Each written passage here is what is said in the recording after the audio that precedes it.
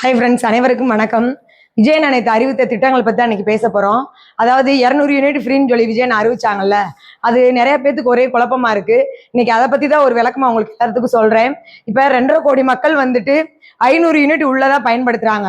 அதனால 2 மாதத்துக்கு ஒருக்க 200 யூனிட் ஃப்ரீன்னு சொல்லி விஜய் நான் சொல்லியிருக்காங்க. 500 யூனிட்டுக்கு மேலே பயன்படுத்துறவங்களுக்கு 100 யூனிட் ஃப்ரீன்னு சொல்லியிருந்தாங்கல்ல, அது கண்டினியூ ஆகும். 500 யூனிட்டுக்கு உள்ள இருக்கிறவங்களுக்கு 200 யூனிட் 2 மாசத்துக்கு ஒருக்க கழியும். அதை எல்லாரும் என்னன்னா விஜயனா இப்பதான் ஒரு திட்டம் அறிவிச்சிருக்காரு. அதுங்களாட்டியுமே இந்த மாதிரி திட்டம் அறிவிச்சுட்டு இப்படி பொய் சொல்றீங்க அந்த மாதிரிலாம் சொல்றாங்க. இது பொய்யெல்லாம் கிடையாது, உண்மைதான். விஜயனா இது எல்லாமே 2 மாசத்துக்கு ஒருக்க எடுத்தா மட்டும்தான் கரெக்டா இருக்கும் அப்படின்றனாலதான் இதை யோசிச்சு 2 மாசத்துக்கு ஒருக்க 200 யூனிட் ஃப்ரீ அப்படின்ற மாதிரி சொல்லியிருக்காங்க. இதை யாரும் தப்பா எடுத்துக்க வேணாம். விஜய் நான் இப்பதான் ஆட்சிக்கு நேத்துதான் ஆட்சியில இறங்கி இருக்காரு.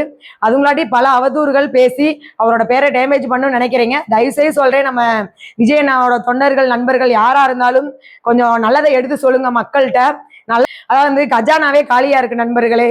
ஏற்கனவே விஜய் நான் சொன்னதுதான், கஜானாவே காலியா கிடக்கு. அந்த மாதிரி இடத்துல இன்னைக்கு 200 யூனிட் ஃப்ரீன்றதே ரொம்ப கஷ்டப்பட்டு தான் எல்லாத்துக்குமே கொடுக்க முடியும். ஏன்னா அங்க என்ன நடந்திருக்குன்னு தெரியாது.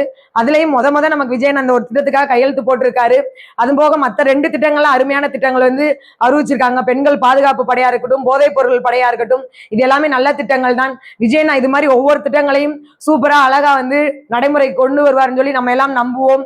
நல்லதே நடக்கும்.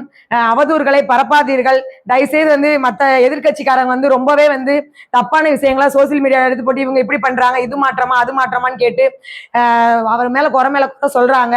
தயவுசெய்து என்னோட இடத்துல என்ன சொல்வேன்னா, குறை இல்லாதவன் மனிதனே கிடையாது. அந்த குறையை மட்டுமே பேசிட்டு இருந்தா நம்ம மனிதனே கிடையாது.